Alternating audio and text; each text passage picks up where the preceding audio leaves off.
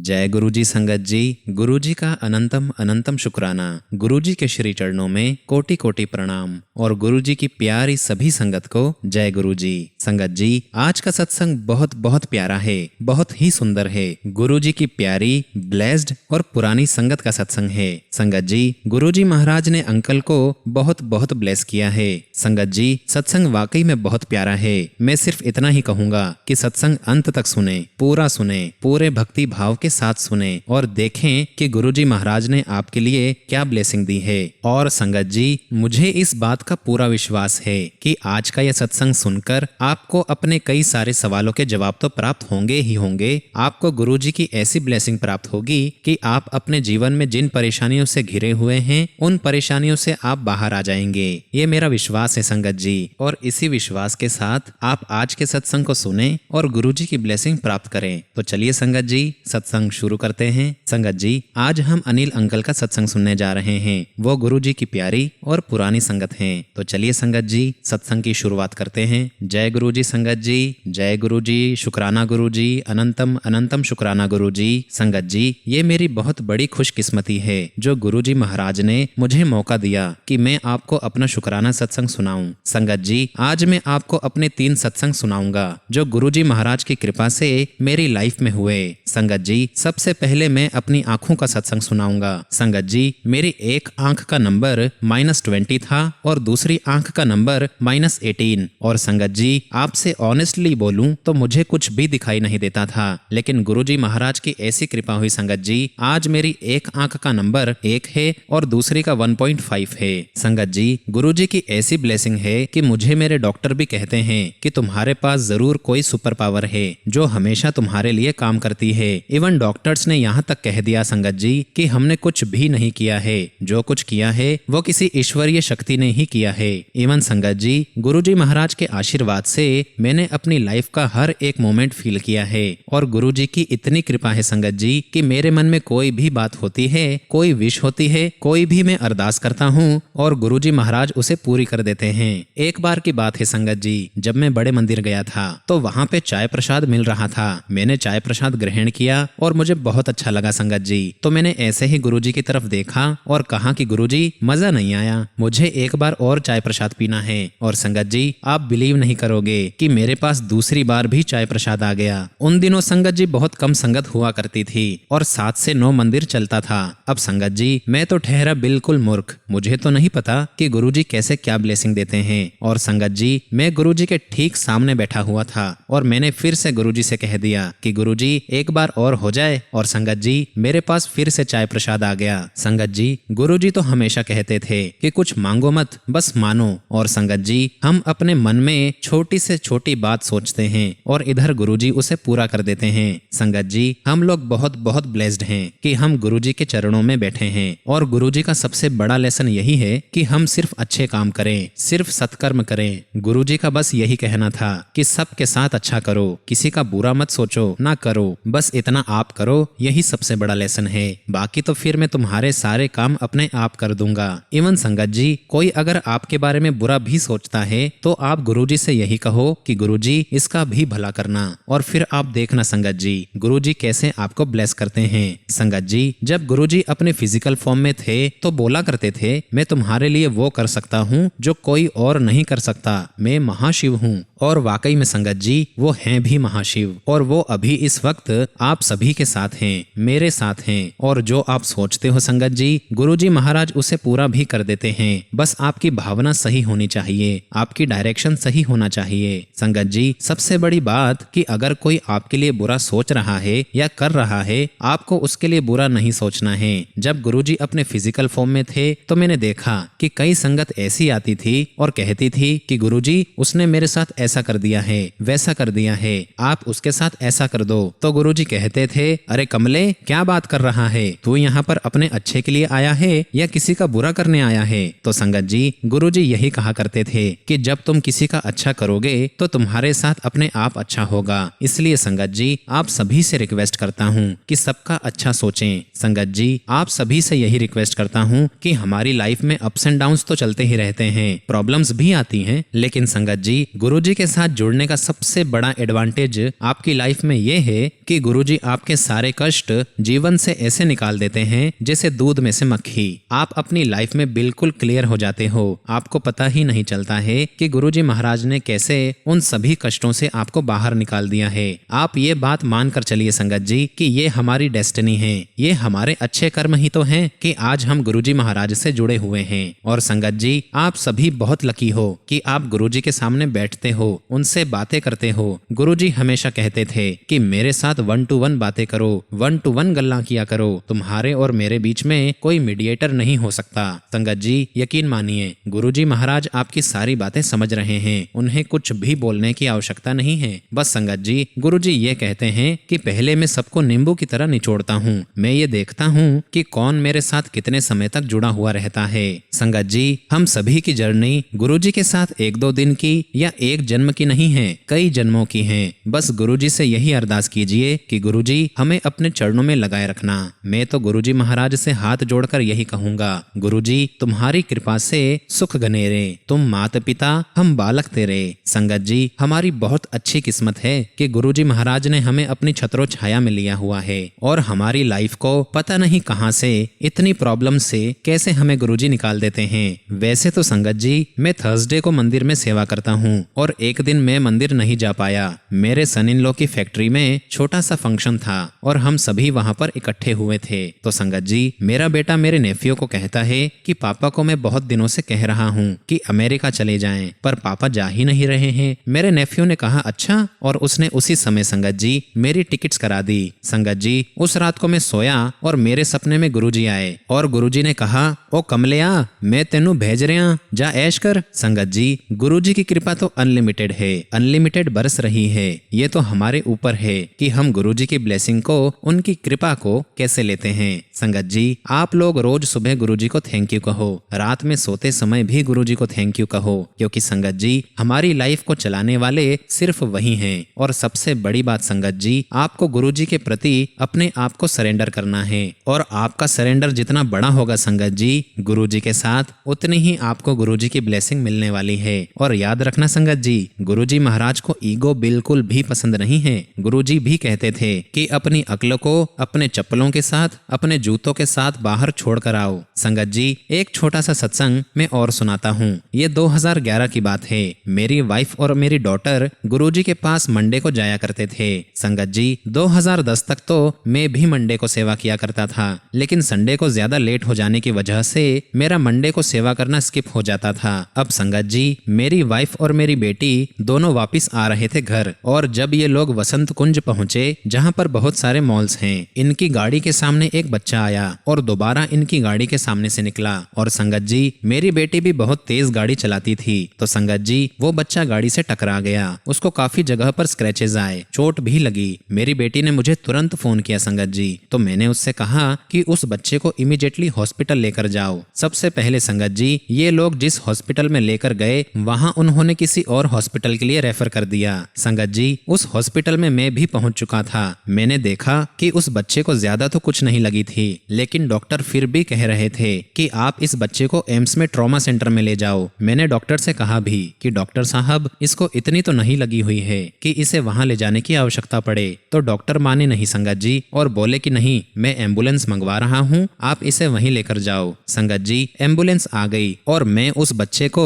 उसकी grand mother और father के साथ लेकर एम्स पहुंच गया। जब वहां डॉक्टर ने देखा संगत जी, तो उन्होंने बताया कि उसके गालों के अंदर रैशेस आ रहे हैं। तो डॉक्टर ने कहा कि हो सकता है कि इसको इंटरनल ब्लीडिंग हो रही हो, तो आप एक काम करें, इसका MRI करवा लो और सीटी स्कैन भी करवा लो। संगत जी, आप बिलीव नहीं करोगे, जब मैं उस बच्चे को लेकर गया MRI सीटी स्कैन के लिए, बहुत बड़ा कमरा था संगत जी वो, क्योंकि संगत जी हॉस्पिटल भी बहुत बड़ा है। पहले तो डॉक्टर नहीं आई, और जब आई संगत जी तो वो थोड़ी सी अपने काम में डिले करती हुई दिख रही थी। तभी संगत जी वहां पर पूरे व्हाइट चोले में, डॉक्टर की यूनिफॉर्म में, पूरे व्हाइट चोले में कोई व्यक्ति आए और आकर संगत जी पंजाबी में डॉक्टर से कहने लगे, ओए आंटी, MRI क्यों नहीं कर दी तू? चल फटाफट कर, इसको कुछ नहीं होगा, MRI भी कर, इसकी सीटी स्कैन भी कर, इसको कुछ नहीं होगा। और संगत जी उन्होंने मेरी तरफ देखा और स्माइल की। संगत जी, जब उन्होंने मेरी तरफ देख के स्माइल की और जिस ढंग से उन्होंने पंजाबी में बोला, मेरे मन में बस एक ही आवाज निकली, गुरु गुरुजी। और आप बिलीव कीजिए संगत जी, हॉल इतना बड़ा था कि 500 मीटर तक कोई और था ही नहीं वहां पर। वो एकदम से आए और गायब हो गए। और संगत जी, वाकई में वो बच्चा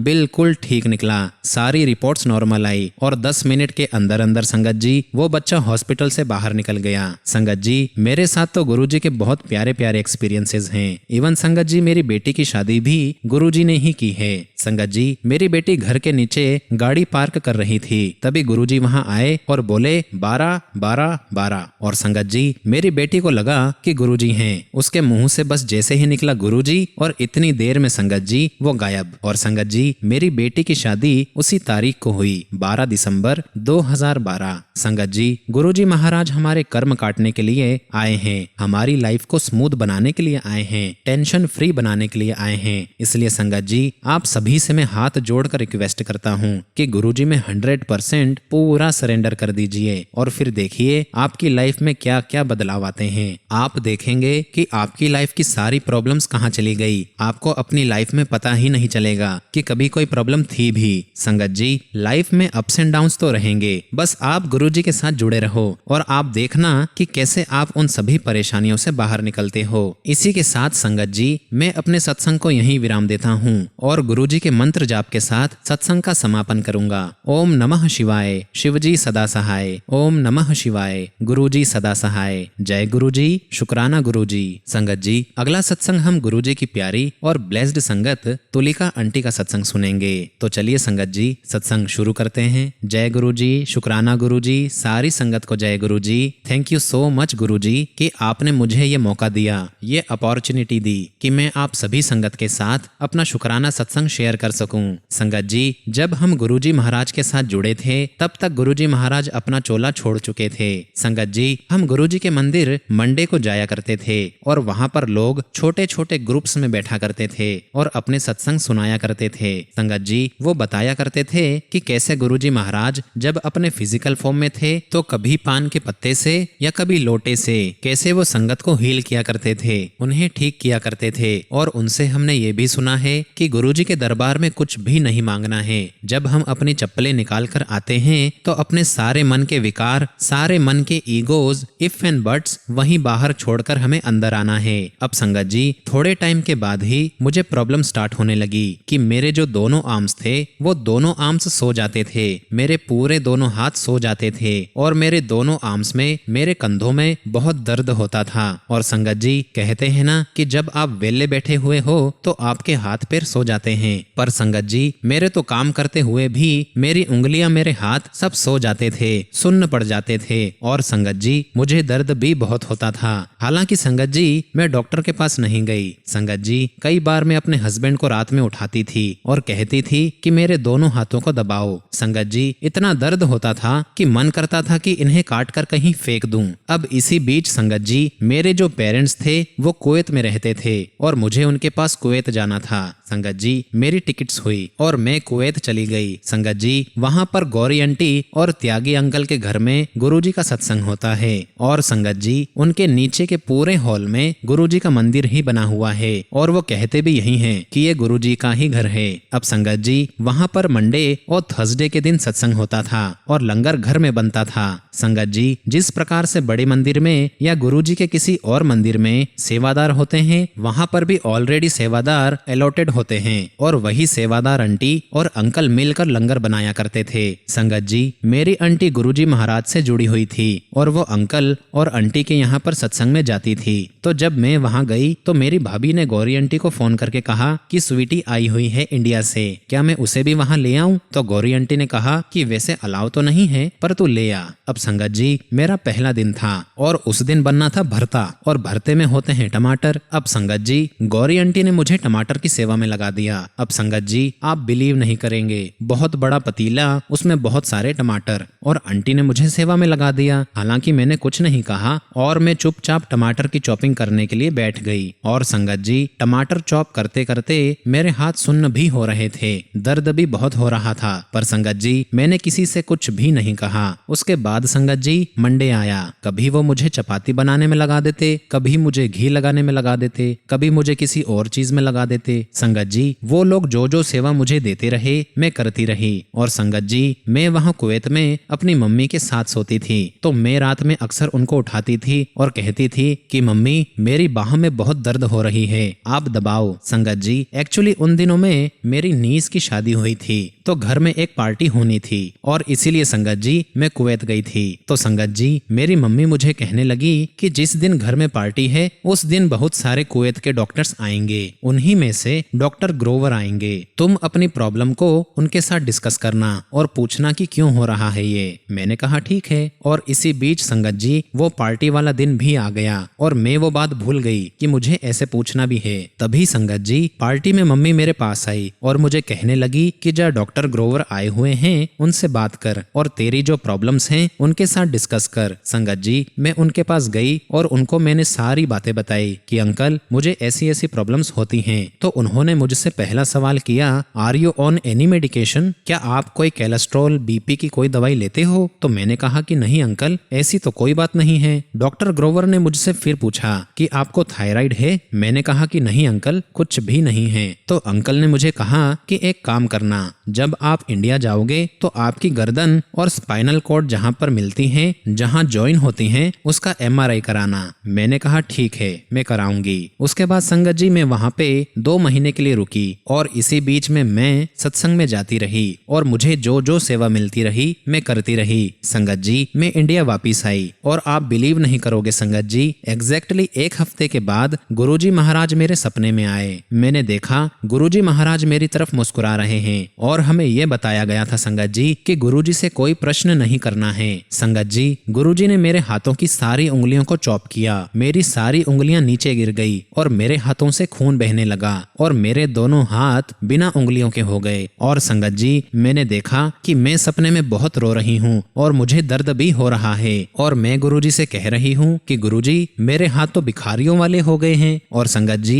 ये बात मैं मुंह से नहीं बोल रही हूँ, ये बात मैं गुरुजी के सामने खड़ी होकर अपने मन में कह रही हूँ सपने में। और गुरुजी मेरी तरफ लगातार स्माइल किए जा रहे हैं और आप बिलीव नहीं करोगे संगत जी गुरुजी महाराज ने मेरे हाथों में नई फिंगर्स लगाई और वो दिन का दिन है संगत जी और आज का दिन है। ना तो मुझे MRI करवाने की जरूरत पड़ी, ना ही मैंने कोई CT स्कैन करवाया, ना मेरे हाथ अब सुन्न होते हैं और ना ही मेरे हाथों में कोई दर्द है। संगत जी आज मुझे कुछ भी प्रॉब्लम नहीं है, I am perfectly all right. और संगत जी जब मुझे ये सपना आया तो मैंने सुबह उठकर सबसे पहला काम किया कि मैंने अपनी मम्मी को फोन किया कुवैत में कि कहीं मैं सपना भूल ना जाऊं। मैंने सबसे पहले फोन करके उन्हें अपना पूरा सपना सुनाया। संगत जी मैंने अपनी मम्मी को बताया कि मम्मी ऐसा ऐसा सपना मुझे आया है गुरुजी का। गुरुजी ने मेरी फिंगर्स काटी और नई फिंगर्स लगाई, पर मुझे सपना कुछ समझ में नहीं आ रहा है। तो मेरी मम्मी मुझे कहती हैं कि तू 2 मिनट रुक, मैं तेरी भाभी को बुलाती हूँ। संगत जी मैंने अपनी भाभी को ये पूरा सपना सुनाया और मेरी भाभी ने गौरी आंटी को ये सपना सुनाया। मेरी भाभी ने गौरी आंटी को बताया कि उसको ये प्रॉब्लम्स थी और 2 महीने तक वो यहाँ पर सेवा में आती रही और उसको जो सेवा मिलती रही वो करती रही, लेकिन उसने अपनी तकलीफ किसी को नहीं बताई। और तब संगत जी गौरी आंटी ने मेरी भाभी से कहा कि गुरुजी महाराज जो उससे सेवा ले रहे थे ना वो एक्चुअली उसे क्योर कर रहे थे। और वाकई में संगत जी उसके बाद ना तो मुझे किसी डॉक्टर की जरूरत पड़ी ना किसी दवाई की, वो अपने आप सारी बीमारी मेरी दूर हो गई। संगत जी सही बात तो ये है कि गुरुजी महाराज जब भी हमसे कोई सेवा लेते हैं वो एक्चुअली हमारे जीवन की और हमारे शरीर की सभी परेशानियों को दूर कर रहे होते हैं। और संगत जी मैं आप सभी से यही रिक्वेस्ट करूंगी कि अगर आपको कभी भी सत्संग में कोई सेवा मिले तो आपको वो सेवा जरूर जरूर करनी चाहिए। और वैसे भी संगत जी सेवा इतनी आसानी से मिलती नहीं है, ये तो जब गुरुजी का आदेश होता है तभी हम वो कर पाते हैं। And thank you so much Guruji कि आपने मुझे अपनी शरण में रखा है, आपकी ब्लेसिंग मुझ पर है, आपकी कृपा मुझ पर है। थैंक यू सो मच गुरुजी, लख लख शुक्राना गुरुजी, लख लख शुक्राना। संगत जी मैं अंत में बस यही कहूंगी कि आप बस गुरुजी महाराज पर विश्वास कीजिए, सरेंडर कीजिए, आपको कुछ सोचना ही नहीं पड़ेगा, आपकी सारी परेशानी कैसे गुरुजी महाराज दूर कर देंगे और ये आप देखते रह जाएंगे। इसी के साथ संगत जी मैं अपने सत्संग को यही विराम देती हूँ और गुरुजी महाराज के मंत्र जाप के साथ इस सत्संग का समापन करूंगी। ओम नमः शिवाय, शिवजी सदा सहाय। ओम नमः शिवाय, गुरुजी सदा सहाय। जय गुरुजी, शुक्राना गुरुजी।